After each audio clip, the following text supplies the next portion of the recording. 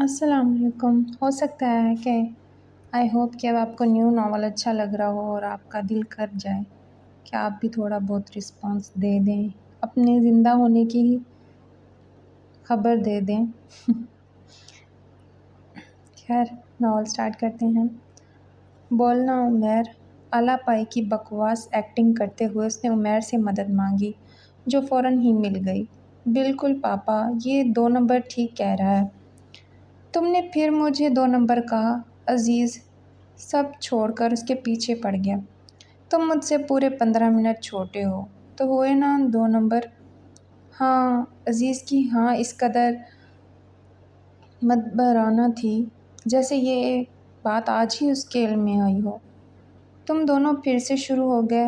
نور الہدیٰ نے ٹوکتے ہوئے تانیہ کی طرف مڑے۔ یہ دونوں اگر 5 منٹ اور آفس میں رکے رہے تو بھونچال آ جائے گا اور تمہیں لیے بغیر یہ ٹکیں گے نہیں۔ اس لیے تم ان دونوں کے ساتھ جاؤ، تمہارا کام طارق دیکھ لے گا۔ اوکے، تانیہ سر ہلا کر بولی تو عمیر جلدی سے آگے ہوا۔ ہم صرف آپ ہی کو لینے نہیں آئے، آپ بھی ہمارے ساتھ چلیں۔ وہ پلٹنے لگے تھے، رک کر پوچھا، خیریت؟ دادا جان کا برتھ ڈے ہے اور آپ ہمیشہ بھول جاتے ہیں، تو ہم نے سوچا اس بار آپ کو خود ہی لینے آ جاتے ہیں، چلیں۔ سوری بیٹا، میں اس بار بھی نہیں آ پاؤں گا۔ ایک پل میں ان کے چہرے کے عضلات تن گئے تھے۔ عمیر کو بہت برا لگا۔ کیوں؟ میری فورن ڈیلیگیشن کے ساتھ میٹنگ ہے، میں کیسے آ سکتا ہوں؟ عزیز بچوں کی طرح منہ پھلا کر بولا، میٹنگ کینسل کر دیں۔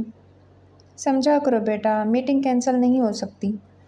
تو پھر آپ نے آج کے دن میٹنگ رکھی ہی کیوں، جبکہ پتہ ہے کہ 29 نومبر کو دادا جان کا برتھ ڈے ہوتا ہے اور ہم سب مناتے ہیں؟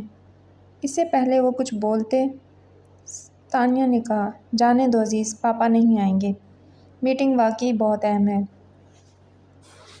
نور الہدیٰ نے چونک کر اسے دیکھا۔ وہ جانتے تھے کہ تانیہ جانتی ہے کہ وہ جس فورن ڈیلیگیشن کی بات کر رہے ہیں وہ کل دوپہر کو واپس جا چکا تھا، اور اسی بات نے انہیں چونکایا تھا۔ پھر انہوں نے تانیہ کا چہرہ دیکھا تو سمجھ گئے کہ اس نے جو کچھ بھی کہا ہے ان کا بھرم رکھنے کے لیے نہیں کہا، بلکہ وہ ان پر جتلا رہی ہے۔ وہ شرمندہ ہو گئے، اور ایسا پہلی بار نہیں ہوا تھا۔ تانیہ نے اشارے سے عزیز اور عمیر کو چلنے کے لیے کہا اور وہ خود چھوٹے چھوٹے قدم اٹھاتی نور الہدیٰ کے سامنے جا رکی۔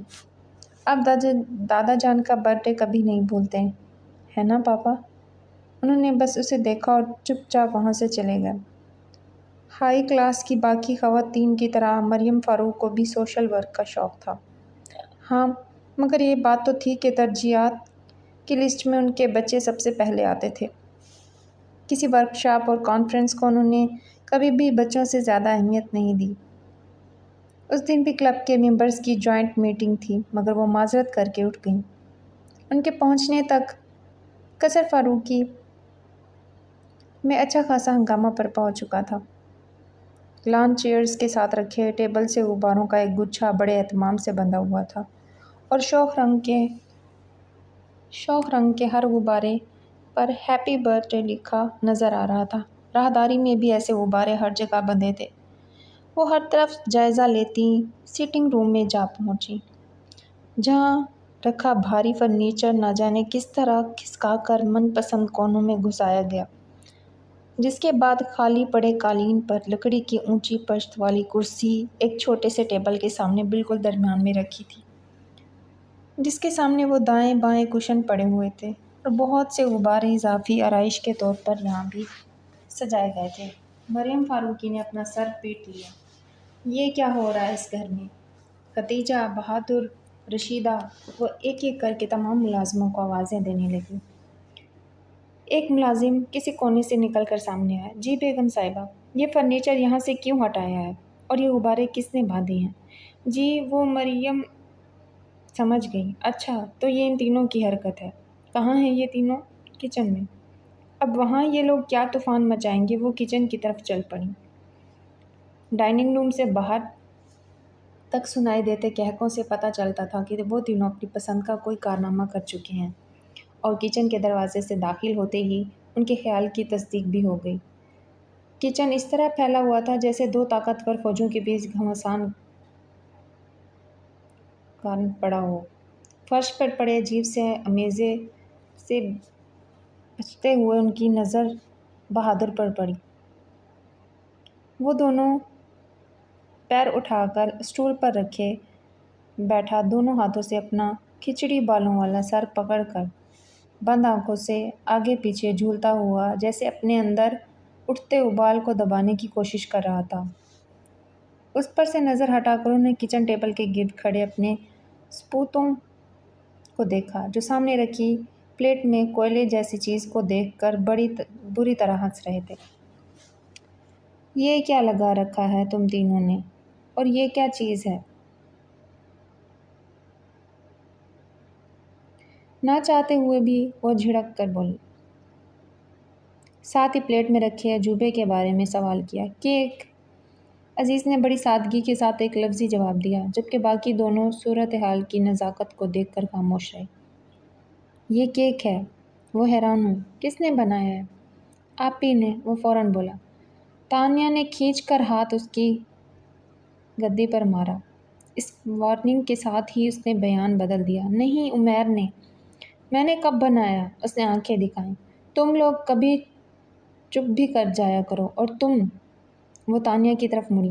حد کرتی ہو تانیہ، بڑی ہو، بجائے اس کے کہ بھائیوں کو ٹوکو تم بھی ان کے ساتھ مل گئی۔ ہم تو بس دادا جان کے لیے برتھ ڈے کیک بنا رہے تھے، اس نے کمزور سی آواز میں صفائی دی۔ عمیر نے اس کے جملے کو اچک کر کہا۔ وہ الگ بات ہے کہ اوون سے کوئلہ برآمد ہوا ہے، اور وہ تینوں کھی کر کے ہنسنے لگے۔ وہ کچھ نرم ہو کر بولی۔ کیک میں بیک کر دیتی ہوں، مگر ایک شرط پر۔ کیا؟ تینوں ہم آواز ہو کر بولے۔ جتنی دیر میں فریش ہو کر آتی ہوں تم تینوں کچن صاف کرو گے، اور بہادر صرف نگرانی کرے گا۔ اٹھو بہادر، اور دیکھنا ان میں سے کوئی بھاگنے نہ پائے۔ وہ جا چکی تو بہادر سینہ چوڑا کر کے اسٹول سے اٹھ کھڑا ہوا۔ چلیں عمیر صاحب، آپ فرش صاف کریں، اور تانیہ بی بی آپ عزیز صاحب کے ساتھ مل کر برتن دھوئیں۔ اتنا ماروں گی نا، یاد رکھو گے۔ تانیہ نے دھمکانے کے انداز میں ہاتھ اٹھایا تو بیچارہ بہادر وہیں دبک گیا۔ عمیر نے ڈسٹر اٹھایا اور جا کر بہادر کے ہاتھ میں دے دیا۔ چلیں بہادر صاحب، فرش صاف کریں، پھر آپ کو برتن بھی دھونے ہیں۔ مریم واپس آئیں تو بہادر رگڑ کر فرش صاف کر رہا تھا۔ انہوں نے تینوں کو گھورا، جو خود بھی گڑبڑا گئے تھے۔ کیا کہا تھا میں نے؟ ہم تو فرش صاف کر رہے تھے، بہادر خود ہی۔ Shut up! انہوں نے تانیہ کو بیچ میں ہی چپ کروا دیا۔ پھر بہادر کو ایک طرف اسٹول پر بیٹھنے کو کہا اور ان تینوں سے پورا کچن صاف کروایا۔ ان کو کام کرتا دیکھ کر بہادر دانت نکال رہا تھا، اور وہ تینوں اس کے دانت دیکھ کر آنکھیں مگر مما کی موجودگی کی وجہ سے اسے کچھ کہہ نہیں سکے۔ وہ جب کیک بیک کر چکی تو تینوں کو لے کر سٹنگ روم میں آ گئی اور ان کی ارینجمنٹ کو چھیڑے بغیر انہی سے سارا فرنیچر اسی جگہ پر رکھوایا۔ اٹھواتے وقت انہوں نے صرف ایک آرڈر دیا تھا، اب خود بھاری فرنیچر اٹھانا پڑا تو عقل ٹھکانے آ گئی۔ ہائے مما، بازو دکھ رہے ہیں۔ جتنا چاہے شور مچا لو، مجھ پر کوئی اثر نہیں ہوگا۔ انہیں بھی پتہ تھا مما پر اثر نہیں ہوگا، تو کراہنا چھوڑ کر کیرم لے کر بیٹھ گئے اور مریم کو بھی ملا لیا۔ 9 بج گئے ہیں مما، میں دادا جان کو بلا کر لاتی ہوں۔ کیک کاٹ لیتے ہیں، اپنے پاپا کو تو آ جانے دو۔ ان کے ٹوکنے پر وہ تلخ لہجے میں بولی۔ 29 نومبر کے دن پاپا کی واپسی 2-2:30 بجے سے پہلے نہیں ہوتی ہے، مگر بابا جان تو ہر بار ان کا پوچھتے ہیں۔ وہ رسان سے کہہ کر چپ ہو گئے۔ ٹھیک ہے، کیک نہیں کاٹیں گے، پر کھانا تو کھا سکتے ہیں۔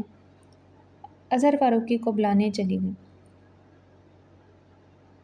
دروازے پر ہلکی سی دستک کے بعد کوئی آواز نہ ابھری تو تانیہ نے دروازے کے نوک پر ہاتھ رکھ کر ذرا سا گھمایا اور دروازہ بے آواز کھلتا چلا گیا۔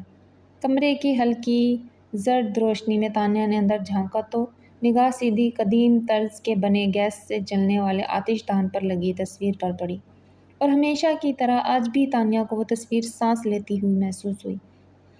اظہر فاروقی آتش دان کے سامنے راکنگ چیئر پر بند آنکھوں کے ساتھ نیم دراز تھے۔ ریڈ ڈائری بند ان کے سینے پر رکھی تھی اور ایک ہاتھ اس ڈائری پر تھا، دوسرا ہاتھ بے جان سے انداز میں ان کی سنہری فریم کی اینک کو پکڑے گود میں پڑا تھا۔ آتش دان روشن تھا اور کمرے میں پہلی زرد روشنی اسی سے نکل رہی تھی جس نے ماحول کو پراسرار بنا دیا تھا۔ تانیہ نے آہستگی سے دروازہ بند کیا اور دبے قدموں چلتی ان کے سامنے کارپٹ پر بیٹھ گئی۔ انہیں آواز دیتے ہوئے وہ ہچکچا رہی تھی کہ کہیں وہ سو نہ رہے ہوں۔ پھر کچھ سوچ کر اس نے اپنا ہاتھ ان کے گھٹنے پر رکھ دیا۔ اظہر فاروقی بہت زور سے چونکے۔ یہ انداز تو کسی کی پہچان تھا۔ انہوں نے تڑپ کر اپنی آنکھیں کھول دیں مگر انہیں دکھائی ہی نہ دیا۔ تانیہ نے انہیں آنکھیں کھولتا دیکھ کر کچھ کہا تھا مگر انہیں کچھ سنائی ہی نہ دیا۔ ان کی آنکھیں کسی اور ہی منظر میں الجھ گئی تھیں۔ ان کے کان اس آواز کو سن رہے تھے جسے ایک بار اور سن لینے کی خواہش برسوں سے ان کے دل میں تھی۔ تانیہ کے ایک غیر ارادی عمل نے انہیں بہت پیچھے دھکیل دیا تھا۔ Happy birthday to you, happy birthday to you, happy birthday to you dear بابا۔ آتش دان کے سامنے راکنگ چیئر پر نیم دراز اظہر فاروقی کے اسی گنگناتی آواز بھی سنی تھی اور اس کا اپنے قدموں میں بیٹھنا بھی محسوس کیا تھا، لیکن پھر بھی وہ آنکھیں بند کیے اس پل کا انتظار کر رہے تھے جب وہ ان کی ساری تھکن سمیٹ لیتی، اور پھر اس نے بہت آہستہ سے ان کے گھٹنے پر ہاتھ رکھ دیا۔ اظہر فاروقی نے دھیرے سے آنکھیں کھول کر آسمانی رنگ کے کپڑوں میں ملبوس اس آسمان کی پری کو دیکھا جس کے چہرے کے گرد لمبے سنہری مائل گھنے بال رات اور چند کا عکس لگ رہے تھے۔ وہ دھیرے سے مسکرا دیے، وہ کھلکھلا کر ہنس پڑی۔ ہیپی برتھ ڈے بابا جان۔ تھینک یو بیٹا، وہ بولے اور شکایت کرنے لگی۔ تاریخ بدلنے میں اب بس چند منٹ ہی باقی ہیں، اب جا کر بابا کو وش کرنے کا خیال آیا ہے۔ سوری بابا جان، مگر مجھے یاد تھا، بس ہادی بھائی کا انتظار کر رہی تھی کہ وہ آ جائیں تو کیک ساتھ میں ہی کاٹ لیں گے۔ بولتے ہوئے وہ ذرا سا تپائی کی طرف کھسک گئی اور کیک پر لگی کینڈل کو جلانے کے لیے ماچس اٹھائی۔ اظہر فاروقی نے سوال کیا، نور الہدیٰ ابھی نہیں آیا؟ نہیں، تو پھر اسے آ جانے دو۔ ماچس جلاتے ہوئے اس کے ہاتھ وہیں رک گئے۔ بابا جان، 12 تو بس بجنے ہی والے ہیں، اور سالگرہ تو اپنی تاریخ پر ہی اچھی لگتی ہے نا؟ مگر انتظار کرنے میں کوئی حرج نہیں ہے۔ اپنی بات کہہ کر وہ اٹھے اور کھڑکی کے ساتھ رکھی اسٹڈی ٹیبل پر ترتیب سے رکھی کتابوں میں سے ایک کتاب اٹھا کر اس کے ورق پلٹنے لگے، اور وہ چپ سی ہو گئی۔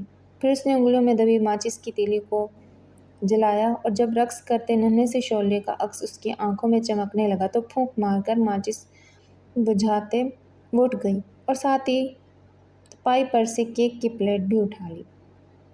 اپنے نظر انداز کیے جانے پر اس کے چہرے پر چھلکتی تکلیف جسے آج وہ اپنے دل میں محسوس کر رہے تھے، اس دن انہوں نے دیکھی بھی نہیں تھی۔ وہ دروازے تک بھی نہ پہنچی تھی کہ ہارن کی تیز آواز سنائی دی۔ ہادی بھائی آ گئے کہہ کر اس نے پلیٹ واپس رکھی اور باہر کی طرف دوڑ گئی۔ بھاگتی ہوئی لاؤنج سے گزر کر وہ ٹیرس ڈور کی طرف بھاگی۔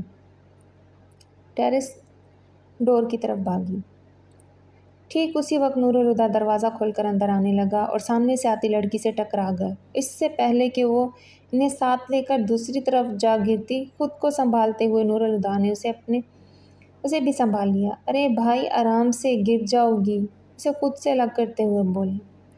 ہائے دعوے، اگر تمہارا ارادہ اولمپکس میں حصہ لینے کا ہے تب بھی دوڑ کر گریس جانے کی کیا ضرورت ہے؟ وہ لاؤنج کی سیڑھیوں کی طرف بڑھ گئے۔ وہ پیچھے سے بولی، ہادی بھائی کہاں جا رہے ہیں؟ اپنے کمرے میں۔ جی نہیں، پاس آ کر ان کا بازو تھامتے ہوئے بولی، آپ میرے ساتھ چل رہے ہیں؟ تمہارا اس وقت آؤٹنگ کا پروگرام ہے، وہ گھبرا کر بولے۔ حالانکہ وہ تھک چکے تھے اور فوراً سونا چاہتے تھے، پھر بھی ان کے لہجے میں اکتاہٹ کے بجائے وہی نرمی تھی جو اس لڑکی کے لیے مخصوص تھی۔ نہیں بھائی، بابا جان کے پاس چلنے کو کہہ رہی ہوں، وہ کب سے آپ کا انتظار کر رہے ہیں۔ بابا جان ابھی تک جاگ رہے ہیں؟ وہ چونک کر بولے۔ اس کا مطلب ہے آج تو دیر سے آنے پر ڈانٹ پڑے گی، اور پڑھنی بھی چاہیے، مگر اس وقت بابا جان آپ کی کلاس لینے کے لیے نہیں بلکہ اپنا برتھ ڈے سیلیبریٹ کرنے کے لیے آپ کا انتظار کر رہے ہیں۔ ارے ہاں، آج تو 29 نومبر ہے، وہ سر پر ہاتھ مار کر بولے۔ پھر اس کی طرف دیکھ کر کہا، اگر میں بھول ہی گیا تھا تو تم مجھے یاد نہیں کرا سکتی تھی؟ ایکسکیوز می، وہ برا مان کر کہنے لگی۔ آپ تو ہر سال بھول جاتے ہیں، ہمیشہ مجھے ہی یاد کرانا پڑتا ہے، ورنہ خود سے آپ کو اپنا برتھ ڈے بھی یاد نہیں رہتا۔ اوکے، وہ وہ جلدی سے بولے، یہ جھگڑا بعد میں دیکھیں گے، ابھی بابا جان کے پاس چلو۔ پھر اس کے کندھے پر بازو پھیلا کر ساتھ لیے وہ بابا جان کے کمرے میں آ گئے۔ آئیے برخوردار، کب سے آپ کا انتظار کر رہے ہیں۔ بابا جان انہیں دیکھتے ہی بولے، ہیپی برتھ ڈے۔ نورالہدیٰ ان سے بغل گیر ہوئی، سوری بابا جان، اس بار بھی بھول گیا۔ ان سے الگ ہوتے ان کی اسے دیکھ کر وہ اسے چڑھانے کے لیے بولے۔ اس نے منہ پھلا کر رخ پھیر لیا۔ چلیں بیٹھیں۔ انہیں صوفے پر بٹھاتے ہوئے ان کی نظر کیک پر پڑی تو پلٹ کر کیک کی پلیٹ اور ماچس اٹھا کر صوفے پر آ بیٹھے۔ پلیٹ ٹیبل پر رکھ کر کینڈل جلائی اور کیک کاٹنے کی چھری اٹھا کر بابا جان کو پکڑائی۔ پھر اسے دیکھ کر بولے، واہ، وہاں کیوں کھڑی ہو، ادھر آؤ۔ اور آ کر بابا جان کی دوسری طرف بیٹھ گئی۔ دادا جان، کیک کاٹ لیں۔ کیا؟ بابا جان بچے کیک کاٹنے کو کہہ رہے ہیں۔ اب کہ ذرا دھیان سے انہوں نے اپنے آس پاس دیکھا۔ تانیہ ہاتھ میں چھری لیے منتظر تھی، ان کے ساتھ بیٹھی تھی، جبکہ مریم دوسری طرف اور عمیر اور عزیز سامنے بیٹھے تھے۔ سب کی طرف دیکھ کر پوچھا، نورالہدیٰ نہیں آیا؟ نہیں، اور اب تو 12 بجنے والے ہیں دادا جان، کیک کاٹ لیجیے۔ ہاں، اور سالگرہ تو اپنی تاریخ پر ہی اچھی لگتی ہے۔ تانیہ کی بات پر برسوں پہلے کسی کا کہا جملہ شکستہ انداز میں ان کے لب سے ادا ہوا تھا۔ یاد ماضی عذاب ہے یارب، چھین لے مجھ سے حافظہ میرا۔ اتوار کا دن تھا۔ فائزہ کچھ دیر پہلے جاگی تھی اور ابھی ناشتے سے فارغ ہوئی تھی کہ اسے ملازمہ نے تانیہ کی آمد کے بارے میں بتایا۔ وہ فوراً ہی ڈرائنگ روم میں چلی آئی۔ مجھے شایان کے گھر لے چلو۔ سلام دعا کے بعد جو پہلی بات تانیہ نے کی تھی وہ یہی تھی۔ وہ ہڑبڑا گئی، پھر سنبھل کر بولی، تم بیٹھو، چائے آتی ہوگی، پھر بات کرتے ہیں۔ فائزہ، مجھے شایان سے ملنا ہے، ابھی اور اسی وقت۔ فائزہ نے گہرا سانس کھینچتے ہوئے اسے اپنے ساتھ بٹھا لیا۔ اسے ٹینس ہوتے دیکھ کر تانیہ نے پوچھا، کیا بات ہے؟ شایان کراچی میں نہیں ہے، وہ پھر بولی۔ اس کی پوسٹنگ ہو چکی ہے اور 3 دن پہلے وہ اپنا چارج سنبھالنے سکھر جا چکا ہے۔ تانیہ کے لیے یہ اطلاع اس قدر غیر متوقع تھی کہ وہ کافی دیر تک کچھ بول ہی نہ سکی۔ بہت دیر کی خاموشی کے بعد اس نے بے یقین سے کہا، وہ مجھ سے ملے بغیر چلا گیا؟ پھر اس نے شاک کی نظروں سے فائزہ کو دیکھا، اور تم نے بھی مجھے انجان رکھا، مجھے ایسا کرنا پڑا۔ وہ جلدی سے صفائی دیتے ہوئے بولی۔ جواد کی انگیجمنٹ کے دوسرے ہی دن اس کی پوسٹنگ کے آرڈرز آ گئے تھے، مگر شایان نے مجھے منع کر دیا تھا تمہیں نہ بتاؤں۔ پھر جب میں نے اسے کہا کہ تم اس سے بات کرنا چاہتی ہو تو اس نے کہا کہ وہ تم سے بات نہیں کر سکتا، پتہ نہیں کیوں، مگر مجھے وہ کافی اپ سیٹ لگ رہا تھا۔ وہ چپ ہوئی تو تانیہ نے کہا، بات نہیں کر سکتا، مگر کیوں؟ ایسا تو کچھ بھی نہیں ہوا کہ وہ مجھ سے بات بھی نہ کرے۔ تم نے اس سے پوچھا نہیں وہ ایسا کیوں کر رہا ہے؟ تانیہ اب بھی حیران تھی۔ فائزہ سے اس کی طرف دیکھا ہی نہیں گیا، سر جھکا کر بولی، پوچھا تھا لیکن اس نے کچھ بتایا ہی نہیں، تو میں نے سوچا شاید تم دونوں میں انبن ہو گئی ہوگی۔ ہمارے بیچ تو کچھ نہیں ہوا، تانیہ نے فوراً تردید کی۔ امپاسبل، فائزہ نے ماننے سے انکار کر دیا۔ کچھ تو بات ہوئی ہوگی، بنا کسی بات کے وہ تعلق کیوں ختم کرے گا؟ اس نے تم سے کچھ تو کہا ہوگا۔ یقین کرو فائزہ، کوئی بات ہی نہیں ہوئی۔ وہ پریشان سی ہو کر چپ ہو گئی، پھر جیسے یاد آنے پر بولی، لیکن انگیجمنٹ والے دن وہ مجھ سے کچھ کہنا چاہتا تھا۔ کیا؟ فائزہ نے تجسس سے پوچھا۔ پتہ نہیں۔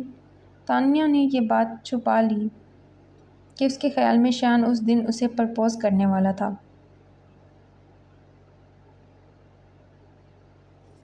وہ کہنے ہی والا تھا کہ تم اور انکل وہاں آ گئے، پھر وہ کوئی بات کیے بغیر اچانک ہی چلا گیا۔ وہ رکی، پھر طلس سی ہنسی کے ساتھ بولی، وہ تو ہمیشہ ہی بغیر کچھ کہے چلا جاتا ہے۔ ملازمہ اسی وقت چائے کی ٹرے کے ساتھ اندر آئی تو وہ دونوں چپ ہو گئیں۔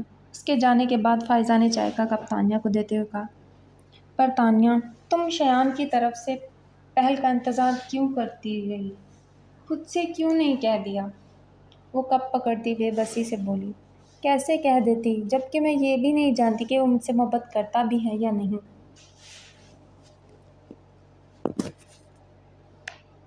تم تو اسے محبت کرتی ہو نا، کیا یہ کافی نہیں؟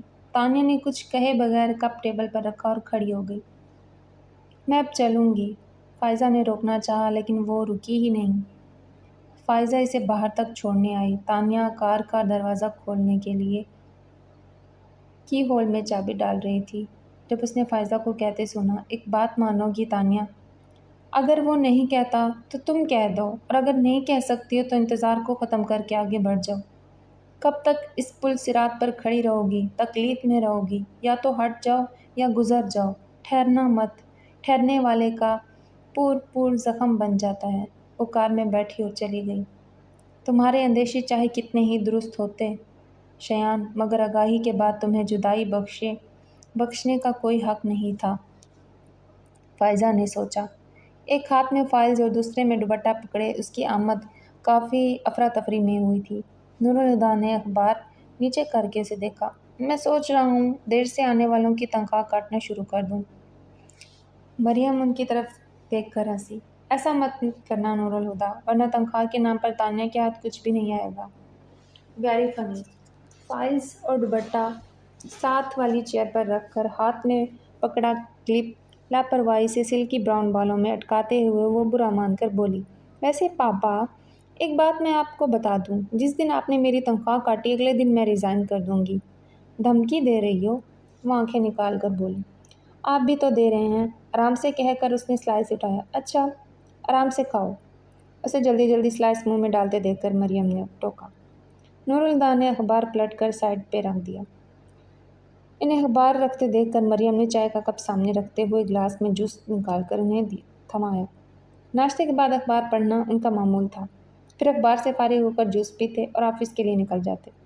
جتنی دیر میں انہوں نے جوس پیا، تانیہ ناشتہ نپٹا چکی تھی۔ اس نے نیپکن سے ہاتھ صاف کر کے دوپٹہ گلے میں ڈالا۔ پاپا چلیں؟ تم بعد میں چلی جانا، ان سے پہلے مریم بول پڑی۔ پھر اس پر سے نگاہ ہٹا کر انہوں نے نور الہدیٰ کو دیکھا۔ میں تانیہ سے کچھ بات کرنا چاہتی ہوں۔ اوکے، انہوں نے کوئی اعتراض نہیں کیا۔ اچھا سنو، انہیں اٹھتا دیکھ کر وہ بولیں، آفس جانے سے پہلے اپنے بابا جان سے مل کر جانا۔ رات ان کی طبیعت کافی خراب تھی۔ ان کا موڈ ایک دم سے بدل گیا اور رکھائی سے بولے، میں بزنس مین ہوں، ڈاکٹر نہیں۔ وہ چلے گئے تو تانیہ مریم کی طرف مڑی۔ سمجھ نہیں آتا ماما، آخر پاپا دادا جان کے ساتھ اتنا روڈ بیہیویئر کیوں کرتے ہیں؟ کیا آپ جانتی ہیں ان دونوں کے درمیان کیا ٹینشن ہے؟ میں کیسے جان سکتی ہوں؟ انہوں نے فوراً لاعلمی کا اظہار کیا۔